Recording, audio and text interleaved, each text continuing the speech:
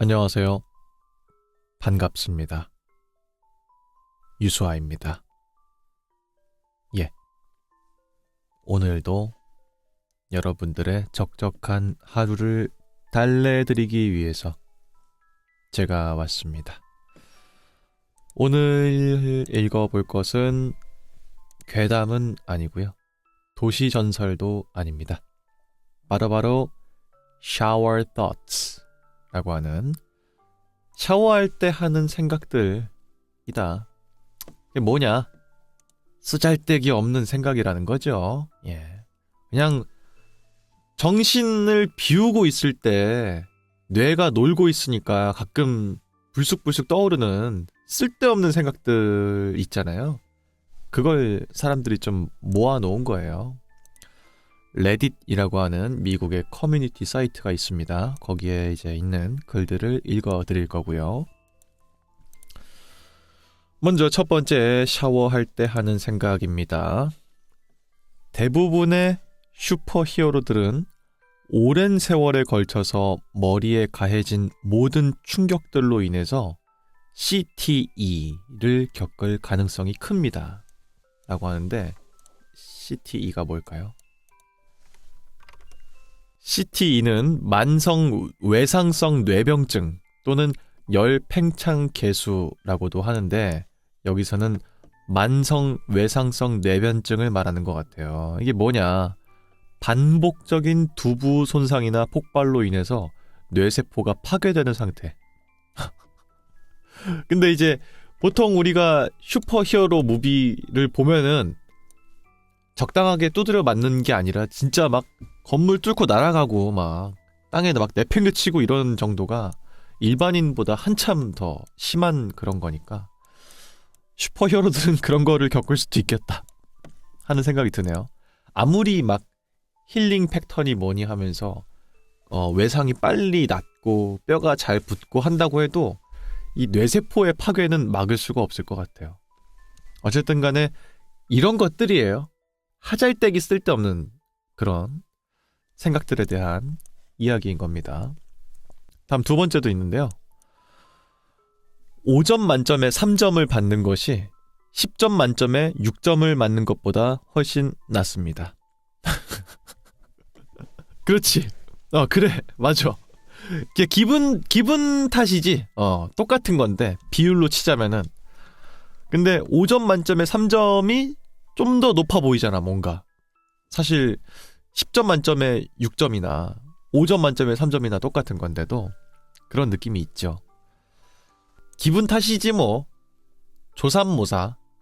그런 느낌이죠. 하여튼 뭐 그렇고요. 다음 이야기도 있어요.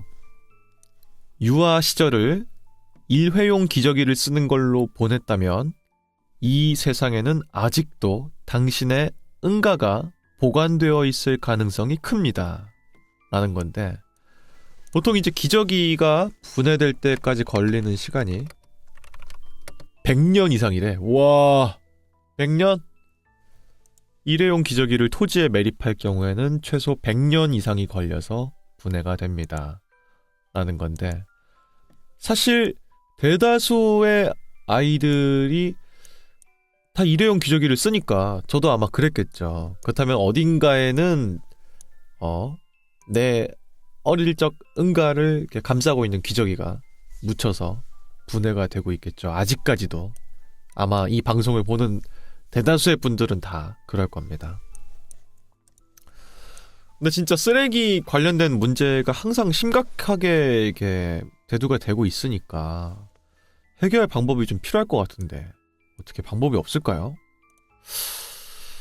태우는 것도 안 되고 묻는 것도 안 되고 어디다가 버려야 돼 도대체? 보통은 이제 이렇게 생긴 쓰레기들을 다른 국가에 파는 방식으로 뭔가 해결하지 않나요? 그죠? 이게 보통 매립지로 쓰기도 하고 태워서 없애기도 하지만 그런 게 안 될 경우에는 이제 다른 제3세계 국가나 이런 데다가 쓰레기를 돈 주고 파는 그런 방식이잖아. 그러니까 결국은 어디 가지 못한 쓰레기들이 어딘가에는 진짜 많이 쌓여 있을 텐데 이런 거에 대한 해결 방식이 좀 색다른 게 좀 나와줘야 되지 않나. 내가 봤을 때는 우주로 보내는 게 근데 우주 뭐 지구 근처 이런 데 말고 진짜 막 태양으로 쏜다든지 막 이런 식으로 해야 될 것 같아. 하여튼간에 인간은 언제나 방법을 찾아왔기 때문에 언젠가는 방법이 나오겠지요. 예. 과학자분들 화이팅! 저는 문과에서 잘 모르겠습니다. 다음 이야기도 있습니다. 바다 벌레인 랍스타를 제외하면 벌레의 침입은 환영할 일이 아닙니다. 야, 씨. 야, 랍스터가 바다 벌레야? 너무한 거 아니에요? 좀 쳐볼까? 랍스터는 벌레인가? 아, 다행입니다, 여러분. 랍스터는 벌레가 아니라고 합니다. 랍스터는 가시발새우상과 가시발새우과에 속하는 갑각류고요. 바닷가재라고도 불립니다. 갑각류는 곤충과 비슷한 점이 많기 때문에 범각류라고 묶어서 분류하기도 하지만 진화적인 관점으로 봤을 때 둘은 거리가 아주 먼 사촌이다. 다만 새우나 개 같은 갑각류들은 바다의 곤충이라 불릴 정도로 벌레와 많이 닮았습니다. 라고 합니다. 그 진짜 웃기네. 근데 어쨌든 간에 같은 범각류로 웃기는 그런 건데 생김새로만 치면은 어딘가에서는 고급 식재료로 쓰이고 이게 만약에 장판 밑에서 나온다. 그땐 지옥 시작이죠. 그런 걸로 봤을 때는 사람이 참 간사한 동물이다. 이런 생각이 들기도 하고 그렇습니다. 저는 랍스터를 제대로 먹어본 적이 없어가지고 아직까지도 잘 몰라요. 맛이 뭔지도 기억이 안 나요. 한 번 먹었거든요. 한 번? 일본에서 먹었던 거였는데 일본의 하코네인가? 거기 지방이 있어요. 도쿄에서 갈 수 있는 근교에 있는 온천 동네입니다. 거기가 지금은 꽤 많이 유명해졌지만 이전엔 별로 안 유명했거든. 거기가. 그때 한번 간 적이 있었어. 그때도 비쌌습니다. 지금은 더 비싸다고 하더라고요. 그때 가족들이 다 같이 거기에 가가지고 묵게 됐는데 온천도 하고 뭐 노곤노곤하고 이제 진짜 잠이 너무 잘 오는 상태가 된 거예요, 몸이. 근데 코스 요리를 딱 내주더라고. 그때 랍스터 처음 먹었어요. 맛이 있긴 했어. 근데 그 돈 내고 먹을 바엔 이런 생각이 좀 들지. 나는 개인적으로. 왜냐면은 아까도 말씀드렸지만 제가 극강의 가성비를 따지는 사람이라서 나 같은 사람의 사고방식은 뭐냐면은 한 끼 식사를 진짜 울프강 스테이크하우스에서 막 21만원짜리 코스를 먹어도 해결할 수 있고 혹은 800원짜리 육개장 사발면을 먹어도 똑같이 한 끼가 해결되는 건 똑같잖아. 그러면 난 800원을 선택하는 거야. 이런 사람 입장에서는 랍스터를 먹을 이유가 없습니다. 네. 근데 저는 좀 그래요. 이게 이해 못하는 사람들은 절대 이해 못할 그건데 나는 좀 그래. 좀 아까워. 제가 제일 좋아하는 음식 중에 하나가 맥도날드 햄버거거든요. 내가 어떤 음식을 평가할 때 항상 줄기차게 머릿속에서 생각하는 그 바로메터가 있는데 뭐냐면은 이 돈 내고 햄버거보다 맛있었나. 이게 내 기준이야. 그래서 보통은 못 이기거든요. 그거를. 그래서 내가 햄버거를 많이 먹는 거야. 이 정도의 가성비와 이 정도의 맛에 그걸 내는 음식이 많지 않다. 그러면은 맥도날드 가지 뭐. 이게 되는 거예요. 그래서 오늘도 먹었고요. 엊그저께도 먹었고요. 어저께도 먹었습니다. 햄버거를 너무 좋아해요. 하여튼 그렇습니다. 다음 이야기도 있습니다. 코가 막힌 채로 잠을 자려고 할 때까지는 코가 건조해지지 않고도 얼마나 잘 습기를 유지하는지 깨닫지 못합니다. 라고 하는 건데 그러니까 이것도 그거지. 코감기를 걸려서 콧물 찔찔 흘려봐야 내 코가 자연적인 어떤 보습, 습윤 이런 상태를 적절하게 유지하는 상태였구나라는 걸 그때서야 알잖아. 그때서야. 코가 불편해 봐야. 그런 느낌이네요. 근데 진짜 최악 중에 하나인 것 같아. 코 막히는 거. 저도 지금 좀 막히거든요. 제가 좀 비염기가 있어가지고. 근데 잘 때 코 막히는 거 정말 최악이야. 상상하기 싫어. 진짜. 그래서 비염 있으신 분들, 좀 심한 분들은 진짜 잠도 못 주무시는 분들도 꽤 많잖아. 쉽지 않아. 수술하시는 것도 이해가 돼요. 그런 분들은. 보통 이 비염이 발생하는 이유 중에 하나가 뭐 체질적인 뭐 그런 것들도 있고 혹은 뭐 알러지 반응도 있겠지만 보통은 콧대 안에 이 밸런스가 안 맞으면 혈류가 한쪽에 좀 많이 뭉쳐서 코가 막히는 일들이 발생할 때가 많아요.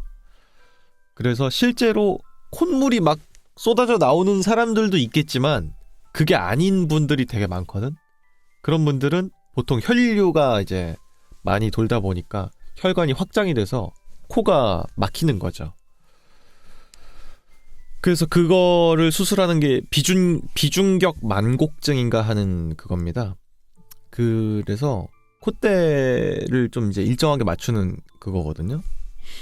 저도 되게 많이 휘었다고 하더라고요. 그래서 이비인후과 갔는데 한 번은 그 비염 때문에 갔어요. 그랬더니 수술 안 하세요? 그러는 거야. 그 정도로 많이 휘었다는 거지, 아내가. 근데 저도 좀 자세히 보면은 좀 코가 좀 휘었어요. 예. 근데 쉽게 못 하겠더라고. 난 이 몸에다가 칼 대는 거가 좀 무서워서 저 안 하게 돼요. 그리고 이제 또 하나는 여기 잘못 건드렸다가 뭔가 음성적인 거에도 문제가 생길 수도 있겠다 생각이 드니까 안 하게 되는 것 같습니다. 나는 이 목소리로 먹고 사는 사람인데 이거 바뀌면 어떡해. 그래서 귀찮더라도 이제 안 하고 살고 있는데요. 비염 심하신 분들은 꼭 하시더라고. 근데 그게 보통 비중격 만곡증 수술을 하면서 코 수술도 같이 하세요. 이게 어차피 코 건드는 거 같이 하자 이런 느낌인가 봐, 그 수술이. 그래서 같이 하시는 분들이 많더라고. 또 뭐 있지? 여기 목에 그 편도, 편도선 제거 수술도 하시는 분들 많아요. 이게 면역 체계가 어렸을 때는 이게 많이 활달된 상태가 아니니까 호흡기 질환 같은 것 때문에 쉽게 아프면은 정말 옛날에는 죽을 수도 있는 위기였잖아. 그러다 보니까 편도체에서 그걸 먼저 걸러주는 역할을 하는 거래. 근데 지금은 사실 필요가 없는 부분이거든요. 그래서 편도선도 제거하시는 분들 되게 많은데 뭐 여타 다른 이유가 있겠지만 얘 때문에 감기가 더 자주 걸리는 분들도 있고 얘가 너무 자주 부어서 혹은 편도 결석 같은 것들이 많이 생겨서 귀찮다, 구취 제거를 위해서 하시는 분들이 있거든요. 그것도 좀 고민했었어, 내가. 왜냐면은 이 발성을 하는데 약간 얘가 제가 좀 편도가 좀 많이 부었어가지고 여기가 좀 많이 커요, 편도가. 그래서 소리를 내는데 약간 좀 끓는 소리 비슷한 게 나는 거야. 그래서 할까? 했는데 이게 죽음으로 아프대. 이게 미친데 이게 진짜. 아니 생각해봐요. 목이 편도가 붓기만 해도 침 삼킬 때 아파 죽겠는데 여길 잘라내봐라. 야, 이 미치지. 그래가지고 못하겠더라고. 그 되게 웃긴 거 알아요? 편도선 제거 수술 하면은 뭘 못 먹거든? 그거 하면은 상처가 너무 쉽게 나는 그런 걸로 바뀌니까 아물기 전까지는. 그래서 뭘 먹냐면은 투게더 아이스크림 그거밖에 못 먹는데 그게 또 붓기를 완화하는 역할을 한다고 하더라고요. 그래서 아이스크림 처돌이 분들 혹시 남 눈치 안 보고 아이스크림을 먹고 싶다? 편도선 제거 수술 한번 하세요. 그러면 삼시세끼 투게더 아이스크림만 먹어도 주변에서 아무도 뭐라고 안 할 겁니다. 그거랑 이제 좀 별개의 이야기인데, 제가 또 보컬 트레이닝을 또 받고 있지 않습니까? 오늘도 갔다 왔는데, 이 목이 아플 때 뜨거운 물을 마셔라 라고 하잖아. 그죠? 근데 뜨거운 물이 안 좋대. 아이스크림 먹으라고 하시더라고. 그 보컬 트레이너 선생님은. 이게 목이 아픈 게 염증 때문에 그런 건데, 이거를 뜨거운 물을 먹으면 염증이 더 이제 뭐랄까 나아지지 않고 더 부풀어진달까? 그런 느낌이래. 그래서 만약에 다리나 어디 삐거나 그러면은 뭐 하세요? 수아님? 여쭤보시는 거예요. 얼음찜질 하지 않으세요? 그러시는 거야. 네, 맞아요. 얼음찜질해요. 그거랑 똑같다는 거야. 핫팩을 대는 경우도 있는데, 핫팩은 이게 다 낫고 그 다음에 이제 상처를 치료할 때 핫팩을 대가지고 혈액순환을 많이 할 때 핫팩을 대는 거지, 얼음을 갖다 대는 게 상처가 나거나 이런 거에는 훨씬 좋다고 하더라고. 그래서 여러분들도 목 아플 때 아이스크림 드세요. 네, 그거 아닙니다. 보컬 트레이너 선생님 피셜입니다. 근데 그분도 이비인후과에서도 이제 음성치료사로 일하시는 분이기 때문에 아예 근거 없는 이야기는 아닐 거야, 분명히. 그때 그랬었고요. 제 부모님 얘기를 좀 하면은, 저희 아버지는 목이 아플 때 아이스크림을 먹어라라고 하는 분이었고, 엄마는 뜨거운 물을 먹어야 된다 이거였어. 그래서 맨날 싸웠단 말이야, 엄마 아빠가. 내가 감기 걸리거나 그러면 애 아이스크림 먹게 둬, 이거랑 아이스크림은 무슨 아이스크림, 뜨거운 물 먹어야 돼, 이러면서 싸우셨는데, 제가 나이가 30이 돼서야 해결이 좀 됐습니다. 아이스크림을 먹는 게 좋다고 합니다. 하여튼 그렇습니다. 자, 다음 이야기가 또 있는데요. 또 어이가 없네 또. 뉴럴링크와 다른 기술이 크게 발전함에 따라서 우리가 살아있는 동안에 스파이더맨에 나오는 악당인 닥터 옥토퍼스를 볼 가능성이 더 커졌습니다. 라는 거네요. 그러니까 약간 어떤 신경계나 이런 데다가 기계를 박아가지고 칩셋을 박아서 실제로 뭔가 움직이거나 물리적으로 하지 않고도 뭘 조종하고 할 수 있는 그런 기술들이 실제적으로 많이 발달하고 있으니까, 스파이더맨의 그 아시죠? 이 촉수 괴물, 기계로 된 촉수를 이제 여기 척수에 있는 신경 반응 그 칩셋을 달아가지고 움직이는 빌런이 있거든요. 걔를 이제 볼 수 있는 날이 머지 않았다. 그런 내용이네요. 근데 이거는 되게 좋아 보이더라. 정말 전신 마비가 돼서 정말 눈만 잘 움직이실 수 있는 그런 불편하신 분들이 있잖아요. 그런 분들한테 이 기술이 너무 좋겠더라고.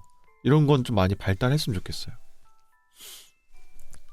그리고 뭐랄까, 이 기술이 점점 발전함에 따라 이제 옛날에는 상상만 했던 그 지식을 정말 이렇게 내가 습득하지 않고 데이터로 그냥 싹 바로 뇌에다 꽂아버리는 그런 기술들도 이제 정말 머지 않았겠다, 이런 생각이 들더라고.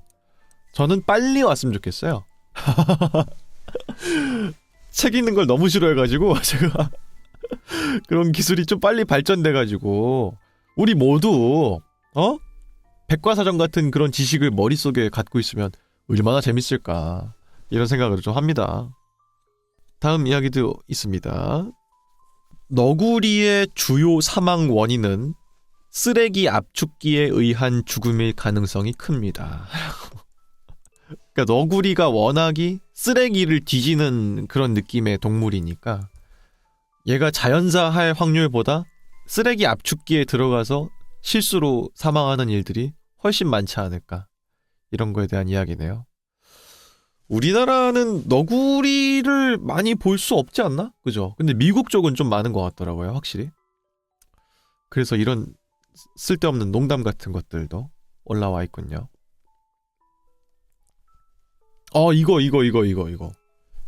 이거 좀 공감된다. 사람들 중에 자신의 차 뒷좌석에 앉아본 사람이 몇 %나 될까 궁금하네요. 라고 하는 문장입니다. 이거 느낌 되게 이상하다? 이거? 저도 자차가 있으니까 운전석에는 많이 앉을 거 아니에요. 근데 실제로 내가 내 차의 뒷좌석에 앉을 일은 거의 없거든. 근데 앉으면 느낌 되게 이상해. 내가 못 보던 관점으로 내 차 안을 보는 느낌이니까 되게 이상하죠. 웬만하면 그럴 일이 없는데 언제 좀 많이 했냐면은 저는 서울로 왔다 갔다 할 일이 많으니까 차 시간이 좀 남아있을 때 어디 갈 데는 없고 근데 좀 편하게는 있고 싶고 그럴 때 가끔 주차를 딱 해놓고 뒷좌석으로 가요. 그래서 누워서 잘 때도 있고 가끔씩은 그럴 때 뒤에 가는데 느낌 좀 이상해 확실히. 그리고 뭐 내 차를 남이 운전해 줄 때도 느낌 좀 이상해요 되게. 그 약간 뭐랄까 반려동물이 내가 아닌 내 친구한테 되게 앵길 때랑 느낌이 좀 비슷해. 나만의 반려동물이었는데 그러니까 이런 다른 사람한테 가서 잘 앵기고 있네 이런 느낌처럼 차도 마찬가지로 나만의 차였는데 나의 애마였는데 다른 사람이 운전하는 걸로도 잘 가는구나 싶을 때가 있어서 느낌이 좀 이상하죠. 다음 또 뭐가 있을까요? 이건 또 그치 이것도 맞는 말이다. 완벽하게 직선인 도로가 있다면 우주로 뻗어나가게 될 것입니다. 라는 거죠. 지구가 둥그니까 도로가 만약에 정말 직선 딱 직선이야. 이게 쭉 갈 거야. 그리고 그 직선이 그러면은 우주 밖으로 나가겠죠. 하지만 이 역시 지구 둥근론자들의 의견이다. 지구 평평론자들은 그렇게 생각 안 한다. 근데 지구 평평론을 진짜 믿는 사람들이 꽤 많으니까 지구 평평론이라는 것도 웃겨 말이. 지구 평면설이 맞는데 지구 평평론이 더 입에 붙어. 좀 신기하긴 해 이런 거 믿는 사람들이. 지평설은 지구가 구체가 아닌 완전 평평한 형태라고 주장하는 반지성주의, 음모론, 종교 근본주의에 기반한 사상입니다. 지구가 평평하다는 관념은 인류의 선사시대부터 존재해왔습니다. 그러나 이미 고대부터 지구가 구체라는 사실이 과학적으로 입증이 되게 되었고요. 이후 지구 평면설은 주류 과학계나 일반 대중의 지지를 받지 못하고 있습니다. 하지만 현대에 들어서 주로 인터넷 커뮤니티를 중심으로 기독교 근본주의적 해석과 다양한 음모론이 결합된 형태로 명맥을 유지하고 있습니다. 이거를 진짜 믿는 거지? 난 잘 몰라서 그래. 아니 되게 가끔 막 미국 막 이런 사람들 인터뷰 하는 거 보면은 이게 농담 같지가 않더라고. 진짜 진지하게 말하더라고. 그래서 농담인가 싶었는데 아닌 것 같기도 하고. 그래 NBA 선수들 중에서는 카이리 어윙, 드레이먼드 그린, 샤킬 오닐 같은 사람들이 관련 발언을 한 적이 있다. 그치 유머였겠지? 유머로 한 거래. 유머로 한 거였대. 그지? 말이 안 돼. 직접 그런 사람들 모아놓고 보내면 되지 않나? 우주로? 그럼 믿을 거 아니야 본인 그걸로. 근데 그것도 안 믿겠지? 이거 우주로 간다고 뻥쳐놓고서는 사실 어떤 스크린 화면 같은 거 보여주는 걸 거야 이러면서 또 안 믿을 거야 또 분명히. 그러니까 이 믿음이라는 게 진짜 무서운 거예요. 내가 믿고 싶은 거를 한번 믿기 시작하는 순간부터는 반대편의 이야기는 어떻게든 내 귀에 절대 와닿지 않거든. 그러니까 신뢰와 이런 것들이 되게 무서운 거야. 그런 이유 때문에 저는 아주 어려서부터 부모님을 따라서 종교를 믿는 그런 거를 좀 반대해요. 개인적으로. 이 종교라는 것은 나쁘다는 건 아니고 개인의 믿음의 차이니까 뭐 할 말은 없어요. 근데 어렸을 때 아직 가치관이 확립되지 않은 상태에서 그냥 타의에 의해서 본인의 필요 때문이 아니라 타의에 의해서 종교에 막 가는 거가 좋아 보이진 않았어. 그냥. 근데 이제 기독교나 이런 곳들은 모태신앙입니다 이러면 되게 높게 고평가되는 느낌도 약간 있거든요. 근데 난 좀 좋아 보이진 않았어. 그런 게. 스스로가 판단했을 때 옳다고 믿게 될 정도가 됐을 때에 그때 종교에 가는 게 전 좋다고 생각합니다. 무서워 뭔가. 네. 다음 또 뭐가 있을까요? 아 이거 공감된다. 이거 우리는 알고리즘이 쓰레기와 엉터리의 정보를 제공한다고 비난합니다. 하지만 알고리즘이 이런 일을 멈추게 하려면 우리 자신들도 쓰레기와 엉터리 정보에 접근하는 것을 멈추어야 합니다. 라고 하는 내용입니다. 진짜 요즘 알고리즘 쓰잘데기 없는 것들 자꾸 알려주니까 두 가지가 있거든요. 첫 번째는 정보 그리고 두 번째는 내가 살면서 전혀 볼 일이 없는 것들에 대한 정보. 뭐 철강 쪽에서 뭐 벌어지는 일들 이런 건 내가 알 도리가 없고 아마 평생 모르고 죽었을 것들인데 막 유리공예라든지 막 그런 거 보여주는 게 그게 나쁘다는 게 아니라 내가 좀 더 생산적으로 시간을 쓸 수 있을 텐데도 불구하고 알고리즘의 선택 때문에 전혀 살면서 관심이 없었던 것들도 알려주니까 조금 TMI 느낌이 좀 있어. 그런 부분들이. 그리고 정보글들도 왜 이렇게 많은 거야. 사실 제가 할 말은 아니긴 해요. 나도 위키피디아를 읽어주면서 결국은 정보를 전달하는 느낌도 있다 보니까 내가 할 말은 아니긴 한데 아니 너무 많아 그런 채널들이 확실하지 않은 정보를 가지고 이렇게 막 하니까 검증되지 않은 정보를 가지고 그래서 요즘 드는 생각이 인터넷의 발달 그리고 내가 원하는 정보를 언제든지 쉽고 빠르게 접근할 수 있다는 점에서 책이 뭐랄까 곽강받지 못할 거라고 생각했거든요. 근데 이제 다시 책의 시대가 온 것 같아. 너무 많은 이 정보의 홍수 이런 것들 때문에 오히려 책은 검증돼 있잖아. 그래도 최소한 작가가 자신의 명예가 걸려있고 자신의 얼굴도 팔고 있고 그런 거니까.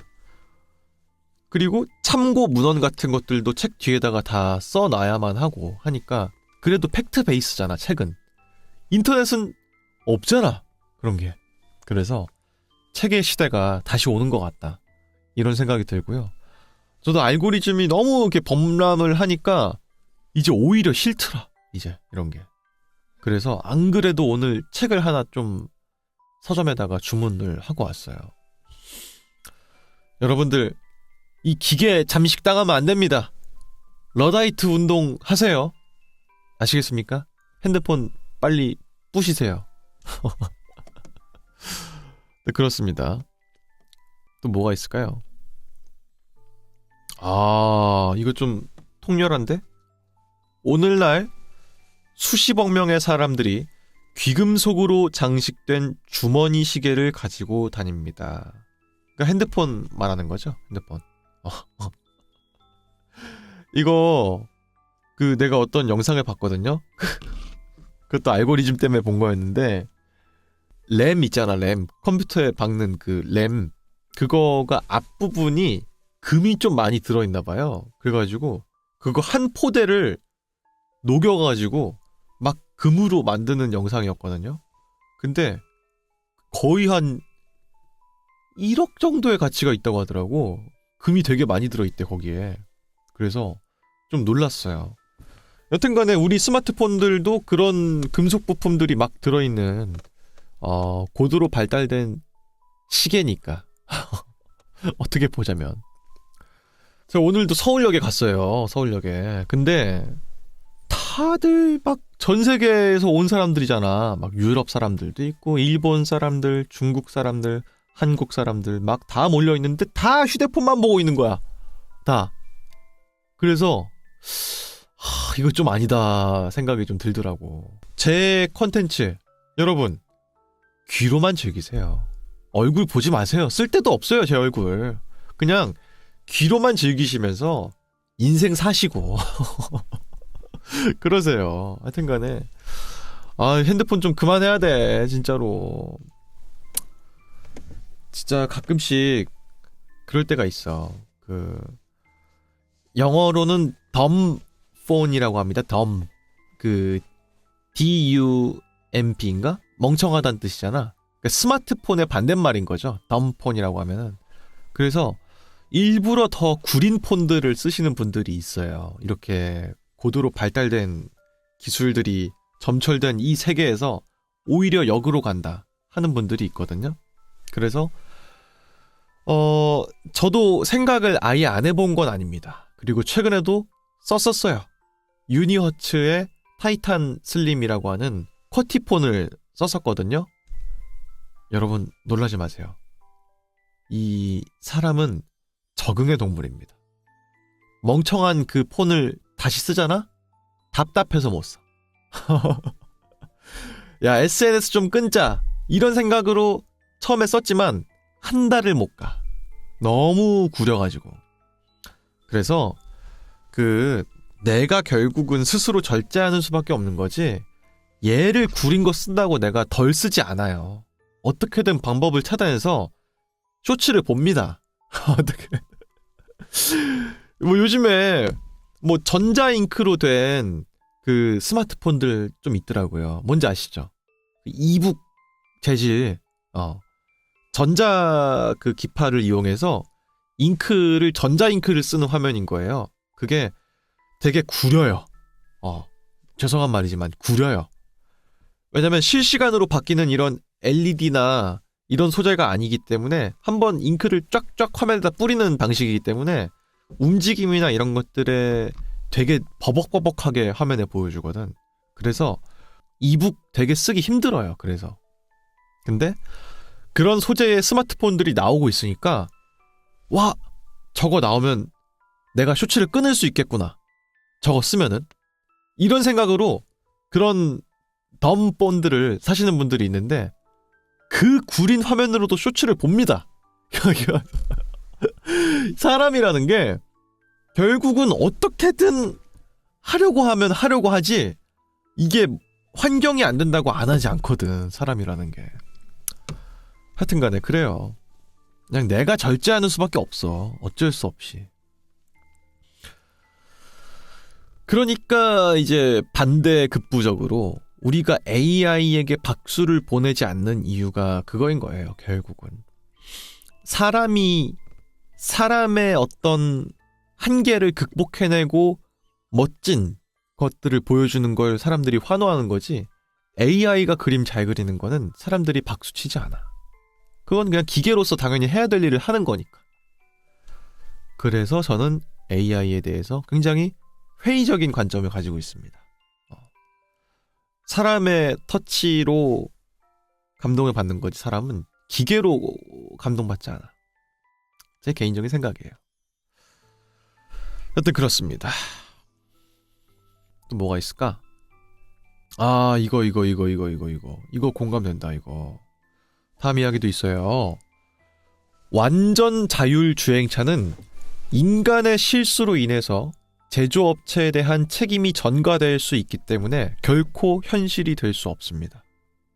라고 하는 내용인데, 이거는 갑론의박이 많겠지만은 어쨌든 간에 사람이 타고 있는 거고, 사람이 조작을 할 수 있는 건덕지가 조금이라도 있다면 책임을, 만약에 완전 주행차가 상용화된 그런 시대라면 사고가 나게 되면 무조건 그걸 만든 쪽에 책임이 되니까 완전 자율주행차가 되는 게 쉽지 않을 거라고 하더라고. 특히나 화물차 같은 것들도 마찬가지. 사람이 해결해야 되는 부분들이 분명히 있기 때문에 만약에 화물을 싣고 가다가 뭔가 사고가 벌어졌어. 그러면 그거에 대한 책임은 사람이 해결을 할 수 있는 거잖아. 그래서 이런 탱크로리 기사분들은 대체가 거의 안 될 거라고 하는 입장이 많더라고요. 어쨌든 왜냐면 위험물들을 취급하는 직업이기 때문에 사람의 터치가 꼭 필요하다. 결국은 이게 왜 그러냐면은 화물 기사분들이 돈 되게 많이 벌어요. 네. 이게 암만 생각해도 내 머릿속으로는 자율주행 기술이 생긴다면 화물차를 제일 먼저 나 같으면 도입할 것 같거든? 근데 이게 생각보다 쉽지 않은가 봐. 지금도 뭐 당연히 그렇지만 대형 차들은 대형 면허도 필요하지만 위험물 취급 자격 이런 게 또 필요합니다. 운송 화물 자격증 이런 거나 이런 거에 대해 주기적으로 몇 년마다 그 시험도 봐야 되고 교육도 들어야 돼요. 그런 정도로 단순히 운전만 하고 끝나는 게 아닙니다. 그런 대형 트레일러 차들 이런 것들이. 그래서 의외로 AI로 대체가 안 될 것 같아. 운전 직업이. 특히나 이제 미국이나 이런 곳들은 정말 2박 3일 동안 직선으로만 쭉 가야 되는 곳들도 있다 보니 부분적으로 이런 자율주행의 도움을 받을 수는 있겠지만 우리나라는 그게 안 될 확률이 높다고 봅니다. 너무 길이 그지 같은 곳들도 많고 너무 곡선도 많고 힘들어. 그래서 주차나 이런 것들의 그런 거를 AI의 도움을 받을 수 있을 것 같긴 한데 주행 전부가 대체가 될 것 같진 않고 어쨌든 사람이 필요할 것 같아요. 요즘에 AI가 진짜 확실히 많이 급부상하는 하나의 토픽인 것 같다는 생각이 이런 거 얘기가 옛날엔 아예 안 나왔거든. 근데 지금은 좀 많이 나오잖아요. 그래서 진짜 AI의 시대가 거의 다 온 것 같다 생각이 들긴 합니다. 그렇구요. 다음 또 뭐가 있을까요? 아이씨 이건 좀 미친 사람 아니야 이거. 다음 이야기도 있어요. 계란에는요 닭을 만드는 데 필요한 모든 재료가 들어있습니다. 그치? 맞는 말이죠. 네. 나는 이거를 아기들을 볼 때 좀 느끼는 것 같아요. 아기들 코 작은 애들 근데 그 안에 오장육부가 다 들어있고 막 치아가 있고 막 이런 게 너무 신기한 거야. 그 작은 것에 어떻게 다 들어가 있을까. 그래서 되게 앙증맞고 하면서도 신기해요. 아기들을 보면은. 그런 느낌이네요. 다음 이야기도 있습니다. 중년은요. 중년 나이 때 식료품점의 음악이 멋진 것을 알아차리는 시기입니다. 노년은요. 엘리베이터 음악의 가사를 아는 시기입니다. 라는 건데 그러니까 이게 엘리베이터 음악이 어떤 느낌인지 아시죠? 되게 좀 보통 이지 리스닝한 노래들이 많이 나오잖아. 근데 가사가 없이 멜로디만 나오잖아요. 그런 것들은 대중적으로 많이 익히 알려져 있고 그런 노래들이 보통 엘리베이터 뮤직이라고 하는 말이 아예 있거든요. 그 음악의 보통 멜로디만 나오니까 가사를 알 수가 없는데 노년쯤 됐을 때는 이미 익숙한 노래가 멜로디만 들어도 가사가 떠오르는 그런 나이가 된다는 이야기인 것 같네요. 진짜 맞는 말일세? 생각해보니까 참 웃겨. 이런 말이 있는 게 엘리베이터 뮤직이라는 말이 있는 게 좀 웃겨요. 우리나라는 엘리베이터에 탔을 때 음악이 나오는 일이 거의 없지만 미국 쪽은 거의 있으니까. 그래서 엘리베이터 뮤직이다 하면 되게 진부하고 뻔하고 재미없는 음악이거나 혹은 컨텐츠나 말장난을 엘리베이터 뮤직이라고 많이 합니다. 또 뭐가 있을까요? 다음 이야기도 있습니다. 공전의 히트를 기록한 빌리진, 마이클 잭슨의 빌리진이죠. 이 노래는요. 만약에 오늘날에 만들어졌다면 이렇게까지 큰 성공을 거두지 못했을 것이다 라는 이야기인데요. 일단 두 가지의 의미가 있는 것 같아요. 첫 번째는 빌리진 노래 자체에 대한 그게 좀 웃긴 가사인 거 아시죠? 빌리진 노래가 뭐냐면은 어떤 여자가 나를 남편이라고 주장하는 거예요. 그 내용이거든? 이 가사가? 그래서 빌리 진, she's not my girl 그러잖아. 빌리 진 걔 내 애인 아니야.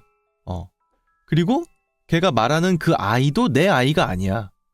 And 뭐 she's kids, not my son 그러잖아. 그 노래가 그런 가사거든요.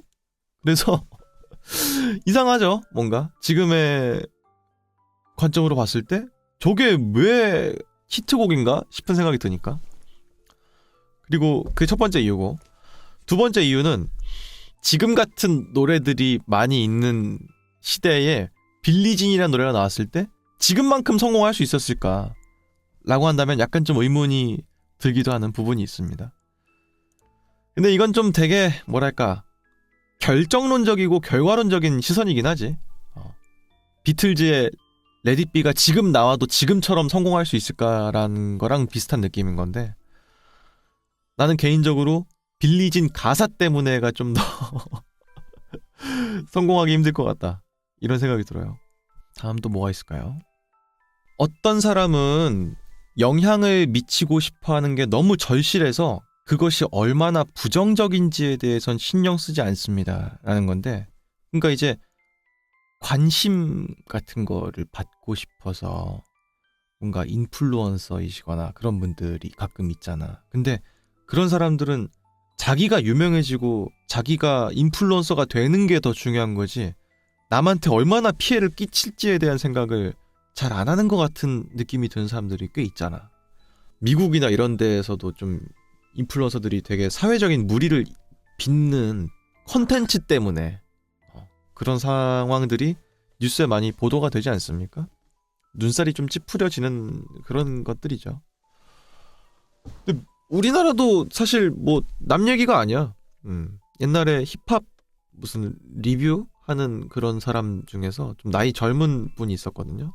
그분이 용산 CGV인가? 거기를 몰래 들어갔어. 몰래 들어가서 막 이것저것 만지고 막 그랬던 것 같아. 그래서 사회적 무리 한번 일으킨 적이 있었거든요. 아니 그 무단으로 들어가면 안 된다는 걸 몰라? 그게 힙합이에요? 난 좀 이해가 안 가요. 철이 없어도 정도껏 없어야지 그게 말이 되냐고. 하여튼간에 내가 뭘 해도 박수를 쳐주고 그러다 보니까 약간 좀 눈이 멀어버리는 느낌이 좀 있는 것 같아. 내가 일상적인 삶을 영위하고 사는 사람이라면 그 정도로 가시적으로 어떤 날 응원하는 사람들의 그런 게 막 보일 일이 없잖아. 내가 누굴 좋아하고 해도 속으로만 응원하고 그러지 겉으로 수아님 최고예요 이런 사람들은 살면서 없으니까. 근데 이제 인플루언서가 되면은 몇십만 명씩이 나한테 좋아요를 눌러주고 댓글을 달아주고 하니까 이게 도덕적인 체감이 좀 덜해지는 건가 봐. 내가 봤을 땐 그래. 그리고 결국 인플루언서들은 관심을 먹고 살아야 되는 사람들이니까 그게 긍정적인 관심이든 부정적인 관심이든 어떤 식으로든 이끌어내야만 내가 살아있는 걸 주장할 수 있는 사람들인 거예요. 그러다 보니까 아주 극단적이어도 컨텐츠가 된다면 하는 거지. 그러다 보면은 이제 사법권을 좀 넘나드는 그런 실수들도 가끔씩 하게 되는 게 아닌가 하는 생각이 듭니다. 또 워낙에 또 그런 사람들도 있어. 유명한 걸로 유명한 사람들이 있거든요. 그게 약간 그 미국 쪽에서 건너온 그거긴 하지. 킴 카다시안인가? 그쪽 계열사 사람들이 다 그거지 않아? 유명한 걸로 유명한 사람? 실세가 대단하게 뭐 있어서 인플루언서가 된 사람들이 아니라 유명한 걸로 유명해진 거야. 캐릭터성 같은 걸로. 지금의 어떤 인플루언서 분들의 거의 시초격인 사람들인 거죠. 지금 인플루언서도 뭐 사실은 스스로를 증명해내가지고 그런 자리에 간 사람들도 있지만 그렇지 않은 사람들도 있잖아. 그런 거에 어떤 효시가 되는 분들인 거죠. 어떻게 보면 아주 스마트한 거지.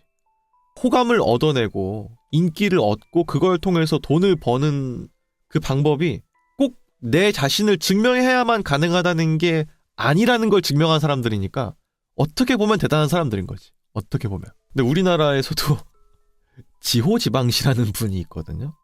그분이 쇼미더머니에 나와서 막 온갖 기행들을 좀 펼치셔가지고 좀 인터넷상에서 욕을 좀 많이 드신 분인데 내가 너무 궁금해서 가봤어요. 그분 인스타그램에. 근데 생각보다 그렇게 미친 사람이 아니구나라는 걸 좀 알았어. 그분한테 좀 영감 얻은 것도 좀 많아요. 저는 개인적으로. 그분이 하신 것 중에 뭐가 있냐면은 어디 유튜브에 나와서 인터뷰를 하시는데 지금 이 21세기 2025년 이런 시기에는 명함을 주는 게 의미가 없다는 거예요. 명함을 줄 필요가 없다. 그럼 뭘 해야 돼? SNS 주소. SNS. 거기에 내가 뭘 했고 어떤 걸 했는지 정말 증명까지 해서 보여줄 수 있잖아. SNS를 통해서. 그분은 그런 식으로 SNS를 쓰시는 거지. 유튜브, 인스타그램 이런 것들을. 그래서 진짜 맞는 말이다.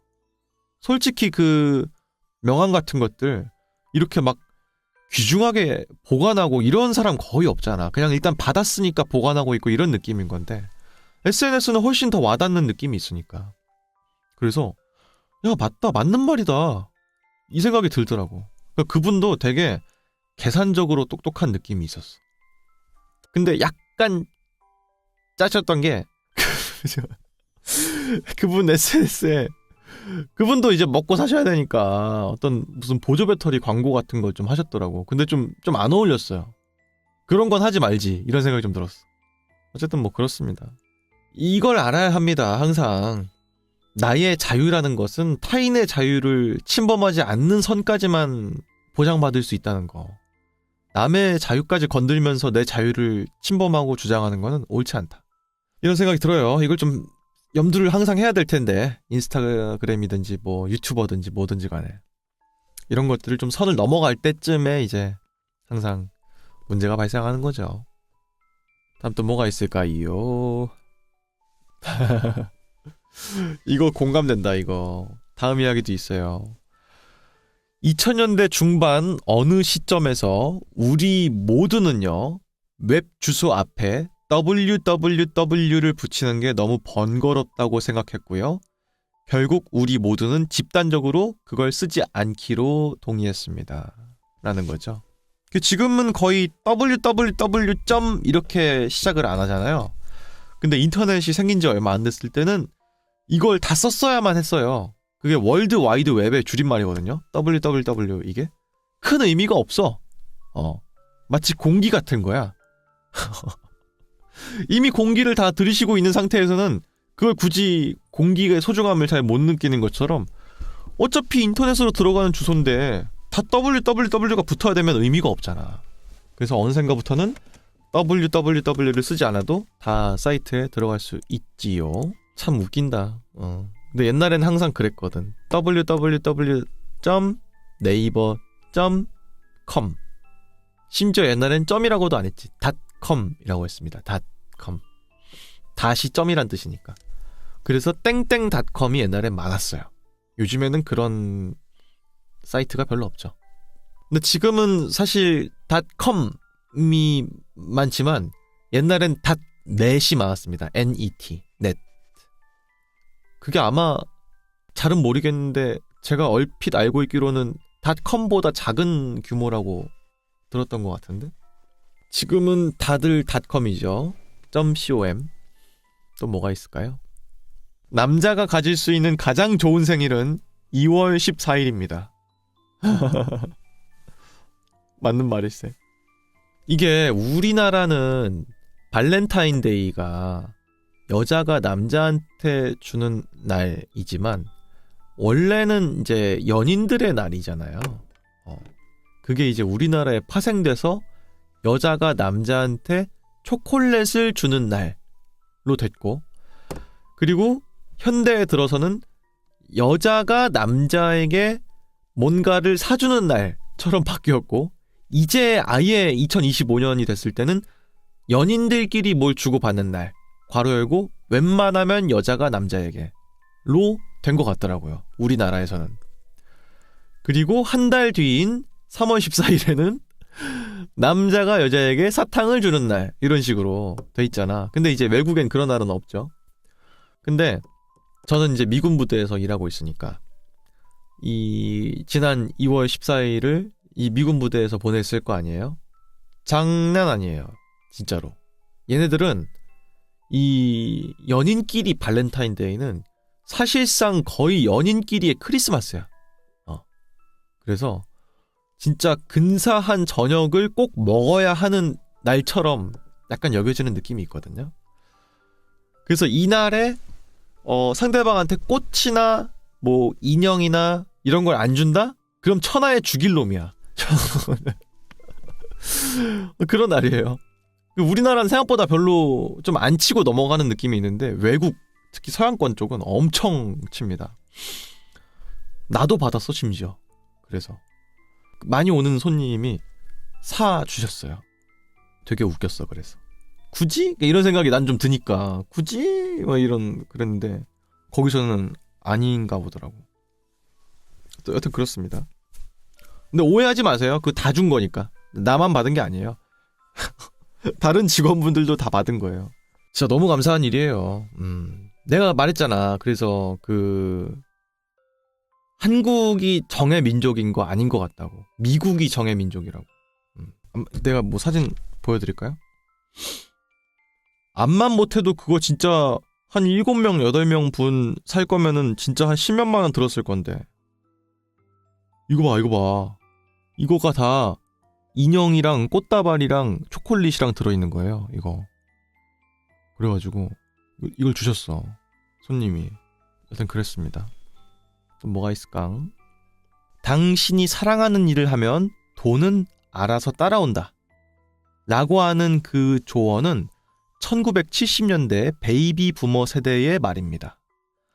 할머니에게서 16달러를 빌려서 아이스크림 가게를 수백만 달러 규모의 사업으로 만들 수도 있는 시대였습니다.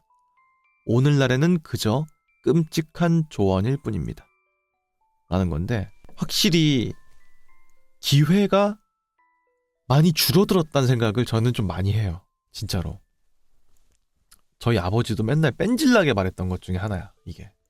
본인이 살면서도 알고 있던 거야. 뭐냐면은 한국 사회가 발전을 하고 있는 단계니까 어설프다 이거야. 성공을 할 거면 지금 해야 돼. 이게 점점 메꿔지는 단계가 오면 그때부터는 편차를 크게 만들 수가 없다. 는 걸 아버지가 알았어. 그래서 막 뭘 하고 싶어 하셨는데 실제로 많이 뭘 하진 못하셨어. 그래서 맨날 저한테 한탄을 그렇게 하세요. 한 20년을 저한테 한탄하시거든요. 그러니까 이게 진짜 어느 정도 맞는 말이야. 이게 시스템이 자리를 잡고 퍼즐처럼 다 맞춰진 상태에서는 새로운 반향을 일으키는 거 정말 어려운 일이고 이제 개천에서 용나는 거 거의 불가능하다 봅니다. 이제는. 옛날에서야 정말 길거리 캐스팅 같은 게 있었고 하지만 지금은 시스템이 너무 잘 돼 있기 때문에 길거리 캐스팅이란 말은 아예 없어졌어요. 네. 다 7살, 6살 이때부터 기획사 찾아 들어가서 애들이 다 공부하고 카메라 막 이런 거 받는 연습하고 있고 그러지 이 길거리 캐스팅? 말도 안 되는 일이지. 지금은 이제 아예 없어진 말이에요. 이제 시대가 점점 고도화가 되면서 옛날과 같은 정도의 그걸로는 성공하지 못할 수도 있다. 그 옛날의 기준으로 지금으로 끌고 오면은 힘들 수도 있다. 이걸 말씀드리고 싶은 겁니다. 또 뭐가 있을까요? 이거 약간 좀 신기한데? 다음 이야기도 있어요. 기념일은 두 사람이 만났을 때를 기념하는 날입니다.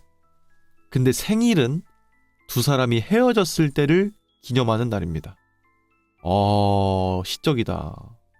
그치. 이제 어머님한테서 이제 독립되는 순간이 그 아이의 생일이 되는 거지. 되게 신기하더라, 근데. 제가 옛날에 결혼식 사회를 봐줬던 친구가 있는데 그 친구가 결혼을 해서 애를 낳았어요. 근데 그날이 생일이 된다는 게 너무 신기한 거야. 아무 말도 아닌 거잖아요, 이게. 당연한 말인 거잖아. 근데 그냥 그 아이는 오늘 태어났으니까 오늘이 그 친구의 생일이 되는 거구나. 이 생각을 하니까 너무 신기한 거예요. 그랬던 기억이 나네. 생명의 탄생은 언제나 신비로운 겁니다. 그죠? 아, 이거 좀 감동적이다, 이거.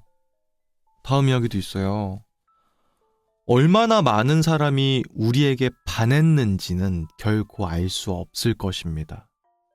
라고 하는 거네. 그죠? 맞다. 맞는 말일세. 그러니까 이제 사실은 내가 누군가를 짝사랑했지만 말하지 않았던 것들도 꽤 많듯이 우리에게 반했던 사람이 몇 명이나 있었을지를 우린 다 알 수 없죠. 실질적으로 누군가가 고백을 해왔던 사람은 그걸 표현했으니까 우리가 알고 있는 거지. 속으로만 날 마음에 들어했던 사람이 몇이나 있었을지는 우리는 평생 죽을 때까지 알 수 없겠네요. 그러네.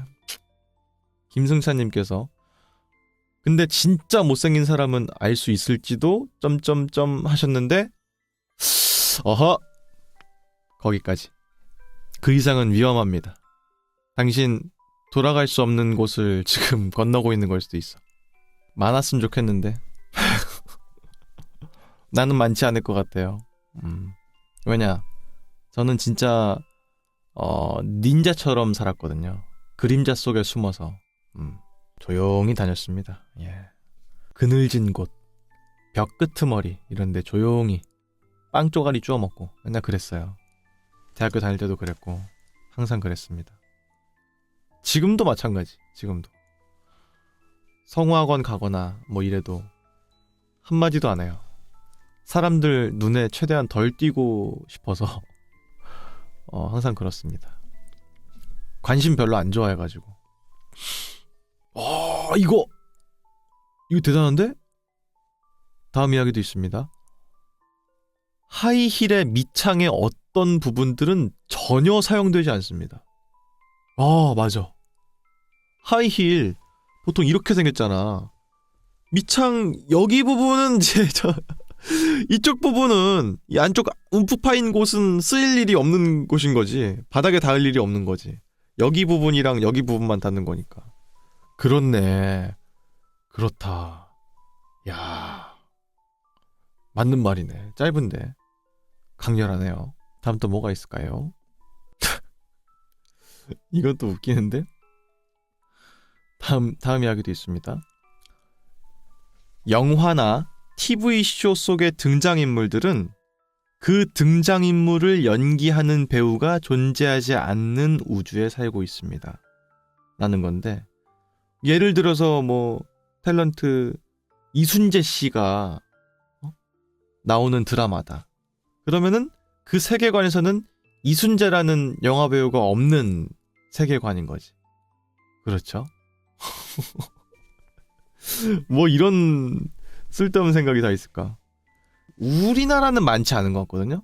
우리나라는 우리의 어떤 세계관이 막 되게 등장하는 그런 드라마나 이런 게 별로 없는 것 같아. 아예 시대극이거나 좀 소규모의 이야기를 다루는 드라마들이 많은 것 같아서 별로 없는 것 같은데, 미국 쪽의 시트콤이나 이런 데에서는 나오잖아. 가끔씩 다른 배우들이 출연하기도 하고. 그래서 막 톰 크루즈다 하면 톰 크루즈가 나와서 안녕하세요, 톰 크루즈입니다. 이러는 경우들도 가끔 있으니까. 그래서 더더욱이 미국 쪽이면 좀 더 공감이 될 것 같기도 하다. 이런 생각이 드네요. 그지? 맞는 말일세, 진짜로. 반대되는 정신 나간 영화가 하나 있는데요. 존 말코비치 덱이라는 정말 진짜 미친 영화가 하나 있거든요. 나는 이거가 도대체 어떤 방식으로 만들어진 영화인지 도저히 모르겠어. 이게 존 쿠삭, 카메론 디아즈, 또 캐서린 키너 이분이 주연한 빙 존 말코비치라고 하는 존 말코비치 되기라는 영화입니다. 이게 어떤 문을 통해서 굴뚝 같은 데 막 들어가면은 사람이 어디로 슉 떨어지거든요. 그럼 그 사람이 존 말코비치가 돼. 이분이 존 말코비치거든요? 실제 이름이 존 말코비치예요. 근데 어쨌든 어떤 문을 통해서 들어가면은 어디로 슝 떨어져서 내가 그 순간부터 내가 존 말코비치가 되는 거야. 존 말코비치의 의식으로 내가 들어가게 되는 거죠. 그거에 대한 내용이거든? 여기선 확실하게 존 말코비치가 존 말코비치로 등장하는 그런 세계관의 우주겠네요. 그죠? 포랭이님께서 호랑말코요? 하셨는데 아니요, 호랑말코가 아니고 존 말코비치예요. 이름이 존 말코비치입니다. 예.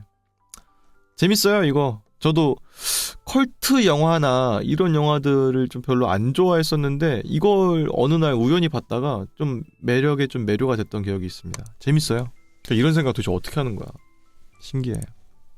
뭐가 있을까? 또 다음 이야기도 있어요. 불편함에 점차 익숙해지는 것은 성장을 향한 큰 발걸음입니다. 라는 건데, 결국은 이제 그 불편한 거를 익숙해지는 게 결국 성장이라는 게 아닐까? 전 개인적으로 사람이 언제 어른이 되는가 라는 생각을 좀 많이 해봤거든요. 저는 나이가 30살인데 아직도 어른 같지가 않아요. 언제 사람이 성인이 되는 걸까? 어른이 되는 걸까? 이런 생각을 하는데, 옛날에는 일정한 나이가 되면은 어른처럼 좀 생각하고 살 수 있는 걸까? 라고 생각했어요. 근데 저희 어머니가 책을 되게 많이 읽으시는 분인데, 어머니가 가끔 어떤 책을 빌려오는지에 따라서 그때의 엄마가 어떤 생각을 하고 있는지를 좀 알 수 있거든요. 제가 어렸을 때는 뭐 아이를 잘 키우는 방법에 대한 책을 많이 읽으셨었고, 나이가 점차 드시면서 그 책의 타이틀이 바뀌는데 충분히 내가 생각했을 때 어른이라고 생각하는 나이였음에도 불구하고 우리 엄마가 뭐 1000번이 흔들려야 어른이 된다 막 이런 거 있잖아. 어른이 되는 법 막 이런 거에 대한 책을 막 읽으시는 거예요. 그때 나이가 아마 40이시거나 50이시거나 막 그랬을 텐데도. 그래서 그때 느꼈어요. 어른이 된다는 거는 절대 어른이 되는 게 아니구나. 나이가 80대도 아마 나는 내가 어른이라고 생각 안 할 거야. 아마 이 나이라는 게 상대성이 있고 나보다 나이가 많은 사람이 어딘가에 존재한다는 것만으로도 나는 솔직히 계속 충분히 나이가 들지 않은 사람일 수밖에 없거든요. 어떻게 보면. 그래서 근데 그렇습니다. 근데 내가 좀 내린 결론이 있거든요. 어른이 된다는 건 무엇인가? 난 이거인 것 같아. 잘 참는 거. 잘 참는 사람이 되는 거. 그 참을성이 애들일수록 없잖아. 하기 싫은 거를 당장 안 하고 싶으면 때려치고, 이게 이제 아이일수록 심한데 나이 들수록 지루하고 하기 싫은 것도 잘 견뎌내고 잘 참는 거, 그런 능력이 좀 커지잖아. 그게 이제 나이 든다는 거인 것 같아, 내가 생각했을 때. 그래서 우리 모두가 출근하는 게 정말 죽어도 싫지만 다 참고 출근하지 않습니까? 그런 여러분들은 다 어른이신 거예요. 축하드립니다, 어른 여러분. 어쨌든 뭐 그렇습니다. 이것도 신박한데? 다음 이야기도 있어요. 천장은요, 집에서 가장 덜 만지지만 가장 많이 보는 공간입니다. 진짜 그렇다. 보통 누워있으면 천장이 같이 보이니까. 근데 만질 일은 절대 없지만 아마 내가 가장 많이 보는 공간 중에 하나겠죠. 부엌과 어디 사이 뭐 이런 데보다 훨씬 많이 볼 거 아니에요? 실제로 내가 터치할 수 있는 공간들보다도. 맞는 말일세? 또 다른 이야기도 있을 건데. 야, 이거 골 때리네. 다음 이야기도 있어요. 우리의 몸은 기본적으로 좀비에게 둘러싸인 해골, 그리고 유령에게 사로잡힌 몸으로 이루어져 있습니다. 라는 거네. 그치? 그러니까 이제 결국 우리는 다 해골이잖아. 근육과 살갗 이런 걸 떼면은, 그죠? 근데 그 해골이 좀비에게 둘러싸여 있어. 육신, 근육 이런 것들로 둘러싸여 있고요. 근데 만약에 거기서 의식이라는 게 없었으면 그냥 좀비에 불과했겠지. 그냥 막 이런. 거기에 유령이라고 할 수 있는 어떤 의식이 들어가 있는 세 개가 다 합쳐지면서 인간을 구성한다는 이야기네요. 이런 생각 어떻게 했냐? 진짜 맞는 말일세. 또 뭐가 있을까요? 다음 이야기도 있어요. 납치, 입양, 그리고 자연적인 양육, 이 세 가지 모두는 유아의 입장에서는 모두 똑같은 것입니다. 라는 건데, 그치? 애가 뭘 알겠어. 애는 그냥 이제 살아가는 거예요. 자기 인생을. 그걸 키우는 사람들의 입장에 따라서 납치라고 부르기도 하고 납치범의 입장에서는, 입양한 사람 입장에서는 이제 애를 입양했다라고 하는 거고, 내가 스스로 낳아서 기른 아이에게는 이제 자연적인 양육이다 이렇게 하는 건데, 아기의 입장에서는 똑같다. 나는 지금 우리나라의 출산율이 좀 많이 떨어지는 나라 중에 하나잖아요. 근데 나는 공감이 너무 되거든요. 내 인생 하나 고사하기도 너무 힘든데 내 아이를 충족하게 키우지 못한다는 생각 때문에 아이를 좀 낳는 걸 꺼려하는 분들이 되게 많잖아요. 아마 나도 아이를 낳는다면 그게 제일 걸림돌 중에 하나일 것 같아. 근데 나는 이 생각도 해. 솔직히 말하면 잘 모를걸? 아이들은? 우리는 이미 다 겪었기 때문에, 아, 가난한 사람의 가정은 이렇고, 부자인 사람의 가정은 이렇고, 평범한 사람의 가정은 이렇고, 이런 거에 대한 것들을 이미 소스를 많이 봐왔고 하니까 차별과 이런 것들, 그리고 더 덜 먹고 못 먹고 이런 거, 혹은 더 잘 입히고 잘 먹고 이런 것들을 다 구분할 수 있지만 애는 모르잖아. 애는 다 처음인 거고, 내가 살고 있는 이 집이 그냥 디폴트인 애인 건데, 나중에 돼서는 그걸 비교할 수 있겠지만 길러지는 그 과정에서는 모른다는 거지. 그래서 그 아이한테 못 해줄 게 좀, 그래서 아이를 못 낳을 것 같다라고 하는 그게 아이들 입장에서는 아무렇지 않을지도 라는 생각을 가끔 할 때가 있습니다. 이제 김승찬님께서 학교에 가면서부터 알게 되긴 할 거예요 라고 하셨는데, 뭐 그건 그렇죠. 네, 그건 그렇지. 근데 뭐 저희 집도 막 유복하진 않았거든요. 그냥 평범하다면 평범한 그런 집에서 자랐는데, 글쎄 나는 뭐 별로 그런 게 없었던 것 같아. 누구네 집에는 뭐가 있던데 막 이런 생각을 별로 안 했던 것 같아. 고등학교 때 처음 그 말을 들었어요. 고등학교 때 저희 집이 주공 아파트 살았거든요. 주공 아파트. 그래서 딱히 자랑스러운 말은 아니지만 월세였어요. 월세. 심지어 그때 잠깐 좀 가세가 좀 기울어서 집이 좀 많이 힘들었어가지고 잠깐 좀 월세에 살았던 적이 있었어요. 그때 친구 하나가 나한테 그 말을 하는 거야. 너 월세 살잖아.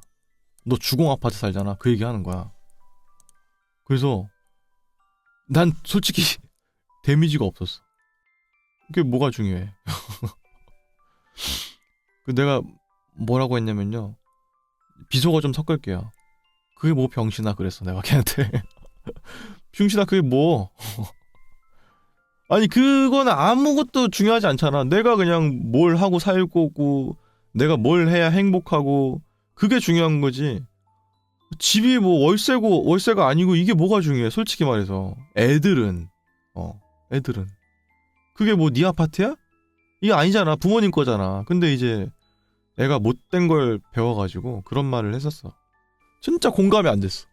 나는 내가 봤을 때 그 친구도 드라마 같은 데서 봤던 것 같아. 그런 말을. 그런 말 하는 거를. 그게 아니면은 슬픈 인생이죠. 사람의 인생이나 그 삶의 퀄리티를 그 친구가 살고 있는 아파트로 정해지는 인생을 살고 있다면 그 친구는 너무 슬픈 인생 아니에요? 나이가 어릴 때도 아니었어. 심지어 그때 고3인가 그랬거든. 근데도 그랬다? 뭐 잘 살고 있겠죠, 그 친구도. 하여튼 그랬습니다. 근데 지금 애들은 더 심하다면서요. 그게 초등학교 때부터 막 이때 어디 아파트 사는 애들 뭐 어디 막 살면 막 거지라고 부르고 막 그런다는 거야. 진짜 못된 것만 배웠다. 내가 그 생각 들더라고. 지들이 뭘 한다고. 돈을 뭐 벌기를 했어. 뭘 했어. 하나도 없으면서 그냥 오로지 배운 게 어른들이 주변에서 돈 가지고 막 끔 나누고 이런 걸 봤으니까 애들이 그걸 주워 듣고 이제 그런 말 하는 거겠지. 근데 실제로 들어본 입장에서 되게 웃겼다. 타격이 진짜 안 옴. 뭐 그렇고요. 다음으로는 또 이거 야, 신박하다. 신박해. 노트북과 와이파이 공유기 사이에 앉아서 영화를 볼 때 영화는 말 그대로 나를 통과해서 내 눈과 귀를 통해서 다시 들어올 수 있는 형식으로 변환된 것입니다.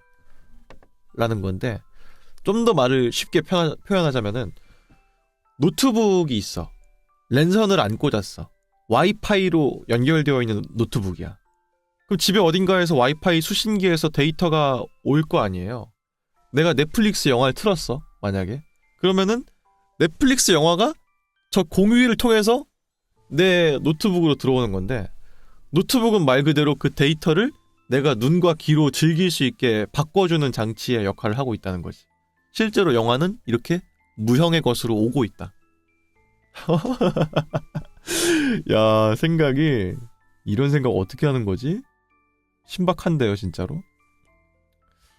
그러네, 진짜. 생각해보니까. 가끔 좀 이런 비슷한 거 생각하면 좀 신기할 때가 있지. 휴대폰 같은 것도 결국은 그거잖아.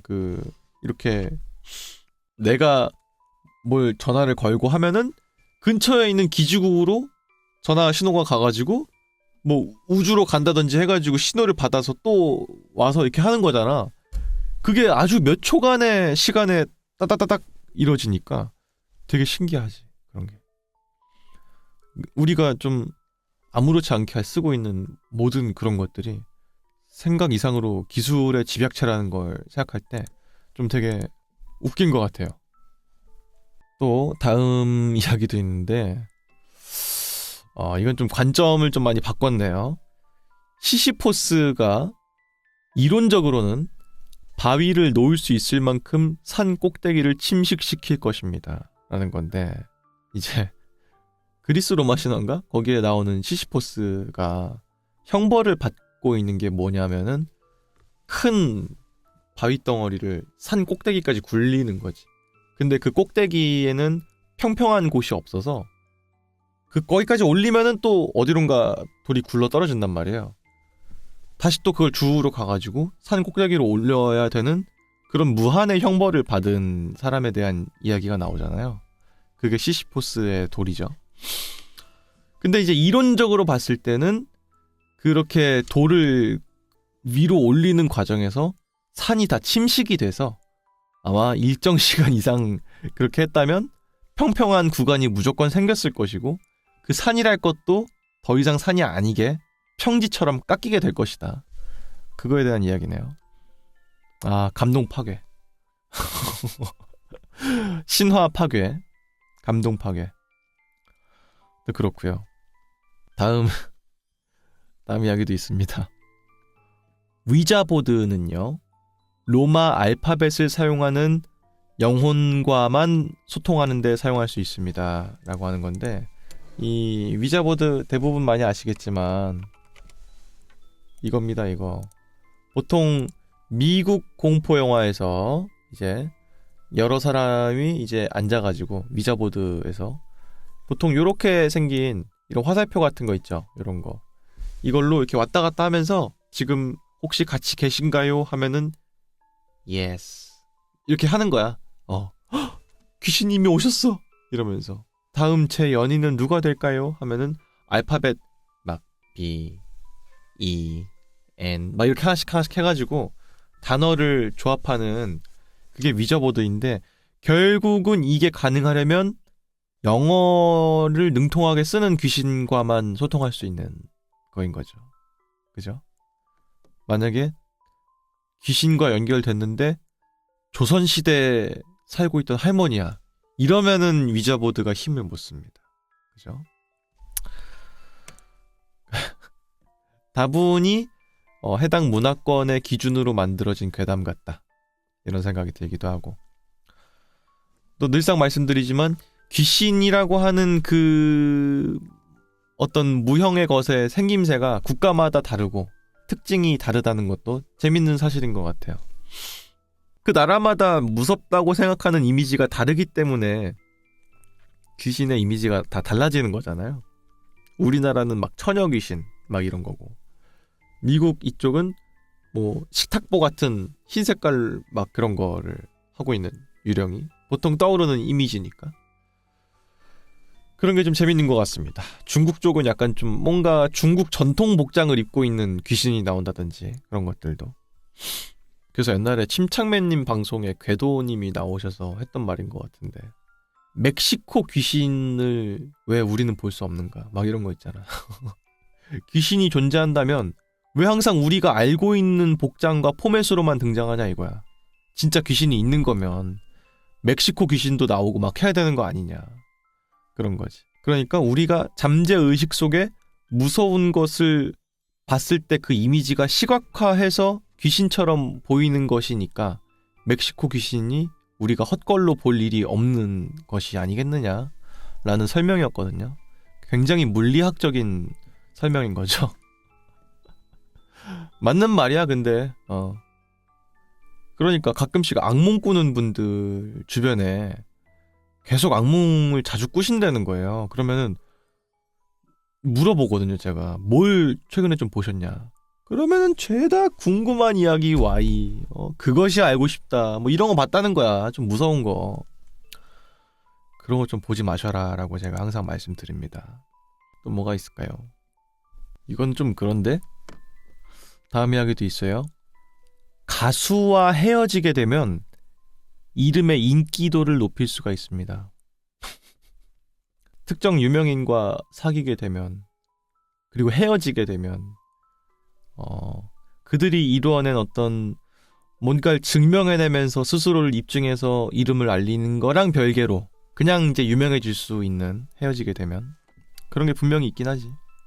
근데 이런 거는 좀 뭐랄까 개인적으로 연예인도 사람인데 좀 연애 좀 하고 그래야지 이런 생각이 난 좀 들기는 해. 근데 그 최근에는 전 개인적으로 한 가수 아이돌 분께서 열애설이 탁 터졌다가 한번 크게 무리를 빚고 자필 사과문을 써가지고 SNS에 올리고 다시 또 헤어지고 다시 돌아왔던 적이 있었잖아요. 누구든지 이름만 들으면 알 수 있는 그 가수분.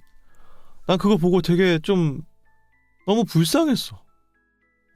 근데 이제 뭐 아이돌들은 꿈과 희망을 파는 어떻게 보면은 팬들에게 있어서 유사 연애의 느낌을 주면서 성장하는 환상을 파는 직종이다 보니까 그런 아이돌이 연애를 한다는 게 용납 안 될 일이겠지만 팬들에게는 근데 개인적으로 사람인데 그들도 좀 너무 좀 안타깝다 이런 생각이 들기도 했어. 철저하게 본인의 인생을 상품으로 맞바꾸는 느낌이 들었어요. 그들은 행복할 수 있는 권리 이런 것들보다도 상품 판매를 위해서 다 희생해야 되는구나 싶으니까 좀 그렇더라고. 나는 모르겠다. 그런 연예인들을 되게 엄청 좋아해 본 적이 없어가지고 좀 좋아했던 연예인도 열애설 터지고 그래도 분노하거나 그런 적은 단 한 번도 없어.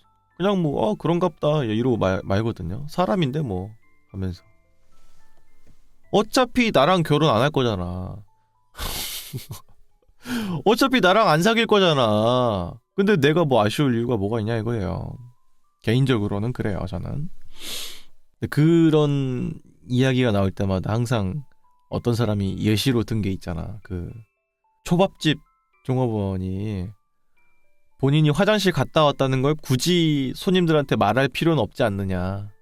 그런 것처럼 꼭 공과 사를 꼭 분간을 안 할 필요는 없지 않느냐 이런 얘기였던 것 같은데 그게 결국은 공개 연애를 하게 된 순간부터 오는 비난이나 이런 것들은 감수를 해야 될 수도 있겠지만 아니 파파라치 때문에 걸린 연애나 이런 것들은 그 사람 잘못도 아니고 그런데 하는 생각이 드니까 인생 살기 너무 힘들 것 같아 연예인들은. 이거 웃긴다. 평균적으로 1달러 지폐는요 1달러보다 가치가 높습니다 라고 하는 건데 이게 실제로 우리나라도 그랬었죠. 그 동전이 그랬어. 10원짜리인가 동전 그게 실제로 액면가보다 구성물질이 더 비쌌어. 10원 하나가 13원인가? 이랬어요. 그래서 만들면 만들수록 손해야. 그래서 내가 바뀐 걸로 알고 있거든요. 10원짜리가. 작아졌죠 더. 작고 얇고 가벼워졌잖아요. 옛날엔 컸잖아. 그건 좀 웃기죠 뭔가. 써있는 그것보다 더 비싼 값어치라니. 그 가끔씩 가다가 진짜 머리 기가 막히게 좋은 사람들이 이걸 캐치해내잖아요 이거를. 그래서 부정적인 방식으로 이걸 다 녹여가지고 판다든지 이런 사람들이 있잖아. 진짜 그런 거 보면은 사기치고 이러려면 머리가 진짜 좋아야 돼. 남들이 그냥 아무렇지 않게 보는 같은 현상이어도 거기서 돈을 벌 수 있는 구다리를 만들어내는 게 진짜 브레인들만 할 수 있는 거인 것 같아요. 사기꾼들. 대단합니다. 다음 이야기도 있습니다. 휴대폰 카메라가 고장난다는 소식은 거의 듣지 못했습니다. 이런 건데 이거는 그렇지는 않아. 잘 망가져요 생각보다. 그치만 대다수의 카메라보다는 훨씬 내구도가 높다는 거는 부정할 수 없는 사실이죠. 다른 카메라들은 이 보통 렌즈가 좀 길게 돼 있잖아요. 그러면은 이제 그 렌즈에 렌즈 하나만 딸랑 있는 게 아니라 여러 가지 거울층들이 다 들어있는 거라서 조금만 부딪히고 해도 균열이 가가지고 이게 정렬 배치가 제대로 안 되거나 하면은 초점이 안 맞아요. 근데 휴대폰 카메라는 그것보다는 훨씬 더 조밀하게 되어 있을 것이고 혹은 뭐 정말 하나 두 개밖에 레이어가 없을 수도 있고 카메라가. 그러니까 이제 망가질 확률이 매우 적은 거겠죠 일반 카메라보다. 하지만 카메라도 잘 망가진다 휴대폰 카메라도. 지금은 진짜 이 기계들의 빌드 퀄리티가 만듦새가 되게 좋아진 거라서 그럴 일이 없지만 옛날 스마트폰들이나 옛날 휴대폰들은 여기에 뭐 먼지 같은 거 들어가면은 항상 사진 찍을 때마다 먼지 나오고 그랬어. 그러니까 요즘 이제 잘 만들어지니까 이제 그런 게 덜 한 거겠죠. 또 슬슬 이제 마무리를 지어야 될 것 같은데요. 오늘의 마지막 이야기입니다. 뱀파이어가 낮에 잠을 잔다면 그들이 낮에 클럽에 가는 것도 당연한 겁니다. 라는 건데 이제 우리가 클럽을 가는 건 밤 시간대잖아. 잠을 이기면서 클럽에 가는 거니까 만약에 뱀파이어들은 클럽이 만약에 있다면 그들의 클럽은 아마 낮에 하는 클럽이 아닐까 하는 생각. 뱀파이어는 낮에 자는 해가 떠 있을 때 자는 생명체니까요. 그런 생각이었네요. 뭐가 됐든 간에 하나같이 인생에 쓰잘데기 없고 도움이 안 되는 그런 생각들이었는데요. 어쩜 이렇게 다 많은 멍청하고 쓸데없는 생각들이 있는지 참 재미가 있습니다. 하여튼 간에 다음에 또 쓸데없는 생각으로 여러분들 또 취침을 도와드리는 그런 시간으로 돌아오도록 하겠습니다.